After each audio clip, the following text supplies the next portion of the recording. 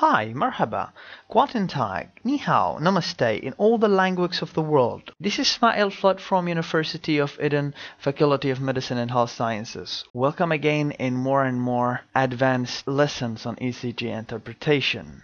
Today we are going to speak about very important topic, which is how to analyze a rhythm. So let's start in this lesson today, okay? How to analyze a rhythm. It's so important lesson actually, as I think. So a rhythm analysis, okay? Before we're going in this lesson, actually there is so important things that I want you to concentrate on it. It is called the systemic way to read an ECG. It's so important. Yeah, it's it's the steps that is before the rhythm analysis. And thanks for the Dr. Gamal Mahbub for telling us about them. And these steps actually, first of all, is the general data on the ECG paper, like the name of the patient, the age of the patient, the time, and also the sex of this patient is so important and critical. You know, just think about it. You have an ECG of another patient. It's not the patient that you want to diagnose him, or you don't know about the age and you know the intervals and the duration of the waves is different from, according to the age of that patient, and also the time that tell us the progression of these manifestation on that patient. It's so important. Okay, we call them as a general data. Yeah, and then look for the standards on the ECG. The speed actually is about 25 millimeters per second, and also the voltage is about 10 millimeters per millivolt. It's so important to know this actually. And then go for the third step on the systemic way of reading ECG, which is called the axis. It's so important to look for the axis, if it's right or left axis deviation. And also you have to look for the rhythm and rate. And this is what we are going to discuss it now to you. So if you want to look for the rhythm of these patients, we call them as a rhythm analysis, okay? You have 5 steps to do that. Number 1 is determine the regularity. You have to determine this ECG in front of you. Is it regular or irregular? So important, okay? And this is the first step, and I will tell you how you can do that. The second step is actually calculating the rate. Calculating the rate, yes, of course, it's come after determining the regularity, because there is many ways to calculate the rate, so it's depend on the regularity of these ECG, okay? And actually the third step is assessing the Pwave. It's so important, looking at everything about the Pwave. And then step number 4 is determine the PR interval, and we can tell you what we mean by PR interval and what is the normal range of this interval. And the step 5, which is determining the QRS duration. It's so important to know the duration of QRS complex, which may become wide in some problems that we will mention them actually in the advanced videos of ECG interpretation. Just are talking about the rhythm analysis, okay? So step number 1, as I told you, look to this one. What we are doing here is determining the regularity. I can ask you a question, please? How we can determine the regularity? So easy. Just look for the QRS complex and look for the peak of these, the positive deflection. We call them as a P waves, okay? It's so clear seen here. So if you look to them, looking for the intervals between them, by using a caliper, just look for the regularity, just put one point of the caliper here and one point here, and then look for this another one and look for this another one, counting the small squares between these two waves. Is it equal in both intervals? This is called RR interval. Must be equal in both intervals to call this ECG as an regular ECG. And as I think here, it is regular. Yes, it's so important to determine this. Okay, you have to determine if it's regular or regular irregular or irregular irregular. So in this one is actually regular. So first of all, determine the regularity and then determine the rate. So now we determined the regularity, which is regular. By using a caliper, you can see very clearly that the P waves are having the same distance. There is no change at all. So our interpretation will be regular. Okay, step number 2 for rhythm analysis is calculating the rate. Actually, there is many ways to calculate a rate. But first of all, as I told you, you have to look for the regularity. If it's regular, it's easy to determine the rate. If it's irregular rhythm, actually we can use another way. Yes. Before I am going to discuss this way, which we can use it in case of irregularity. Even we have irregular rhythm, we can use this way, which I will discuss it now. But actually I prefer to use it in irregular rhythm. So we know that the ECG machine just move 300 log squares, is that right, per minute? Yes. That means what? That means 300 log squares per what? Per 60 seconds. So important. So 300 log squares per 60 seconds. So important. So what we mean by this, that means 300 over 60, it's equal what? It equal 5. That means in each second there is a 5 log squares. It's so important. So the machine of ECG is moved 5 log squares per 1 second. So important. So we know that the 6 seconds, we can multiply them by 5. It will give us what? 30 log squares. All you have to do is count the RR intervals or the R waves in these 30 log squares. So in this case, the RR intervals or the R waves are 9 waves or intervals. All we have to do is multiplying these 9 waves or intervals by 10. Yes, why 10? Because this is considered as a 6 second.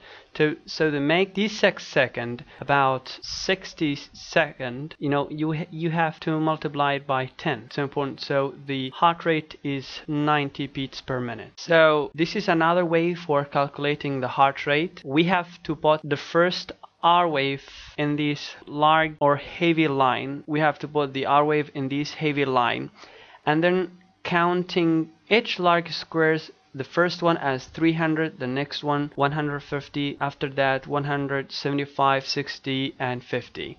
So you have to remember this sequence on each large line of this ECG paper. Here, so important to look for it. Here, if you want to calculate the rate of this ECG, it's so easy actually. Yes. First of all, you have to look for an R wave which is written on a large line on the ECG paper, and then counting 300, 150, 175. It's between 75 and 100. It's about 95. So it's in the normal range. It's not bradycardia and it's not tachycardia. This is how you can do it. And there is also another ways for calculating the rate, which is counting how much log squares we have between these PP intervals, and we can do this one if we have a regular rate. So for example, here we have 1, 2, 3, so we have 3 log squares. So we have to say 300 divided by these 3 log squares will be 100. So the heart rate is about 100, but it's 95 because this here and this here small, it's not able to be counted in this way. So to be more accurate, we have to use the small squares. Yes, we have to count these small squares and bring 150, and dividing these 150 by the number of small squares will give us the heart rate, which is in this case 95 beats per minute. Okay, so this is the 4 steps or the 4 ways for calculating heart rate. The step number 3 actually, it's assess the P wave.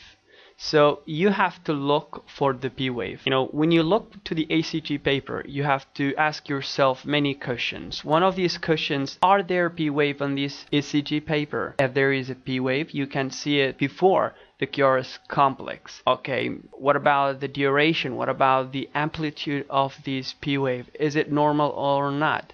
So do you know what is the normal duration of P wave? Yes, of course, it's about 0.12 millimeters. That means 3 small squares. So it must be not more than 3 small squares. And actually, if you look to the amplitude of this P wave, yes, of course, it must be not higher than 3 small squares. That must be not higher than 0.25 millivolt. So do the P wave occur at regular rate? This is very important question that you have to ask yourself. Do the P wave occur at regular rate? Is so important question. Here in this paper in front of us, yes, of course, if you use the caliper and put it between the P waves, you will find it's so regular. Yes, of course, it's regular in this case.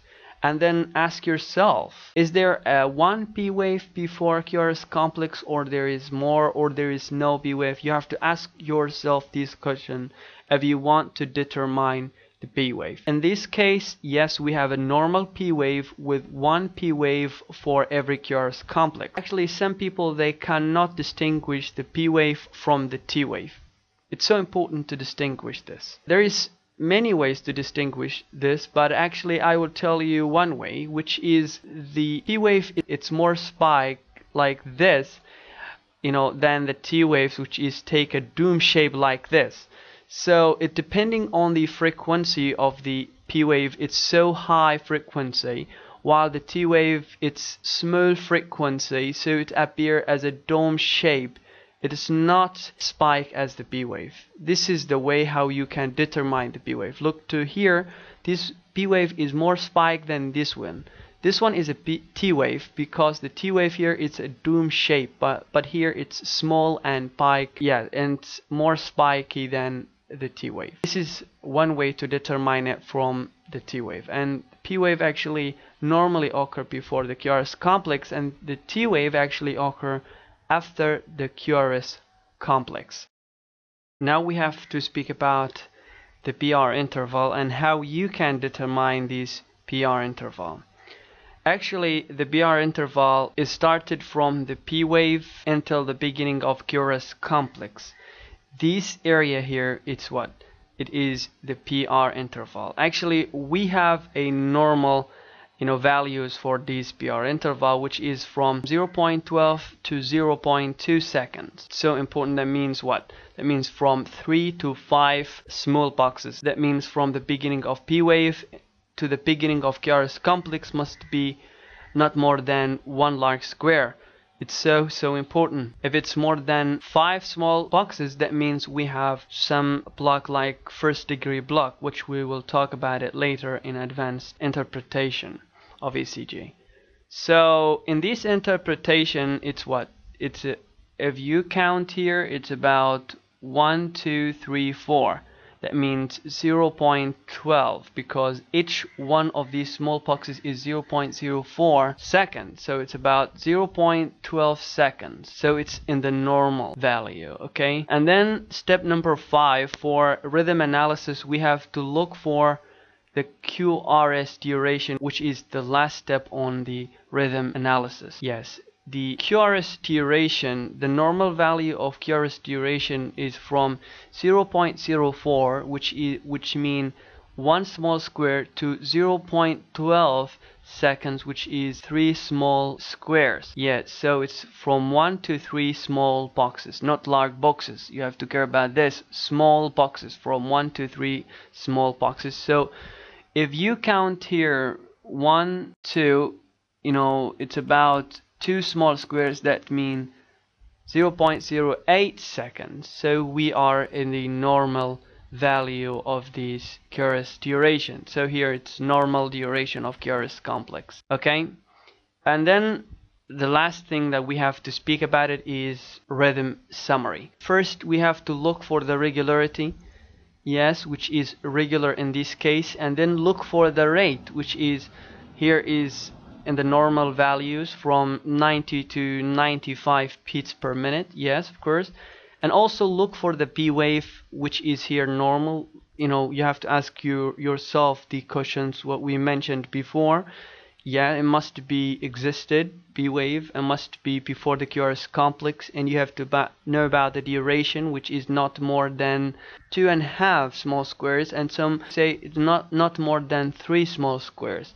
And actually the amplitude not more than 2.5 small squares, which is not more than 0.25 millivolts. And actually looking for the PR interval, as I told you, from the beginning of the P wave to the beginning of Curious complex, which is here normal 0.12 seconds actually. What's the normal PR interval is from 0.12 to 0.2, as I told you, from 3 to 5 boxes, which is the normal value of the PR interval that you have to memorize it and keep it in your mind when you're reading ECG paper. And then looking for the QRS duration. Actually, the normal QRS duration, as I told you, from 0.04, which is 1 small square, to 0.12 second, which is 3 small squares. So the normal value of QRS complex is from 1 to 3 small squares. Here is about 0.08 seconds, that means 2 small squares, which is a normal value. So interpretation, you can say this is a normal sinus rhythm. Thank you very much for listening to me in this lesson, and we will meet again in another lesson. Thank you and goodbye.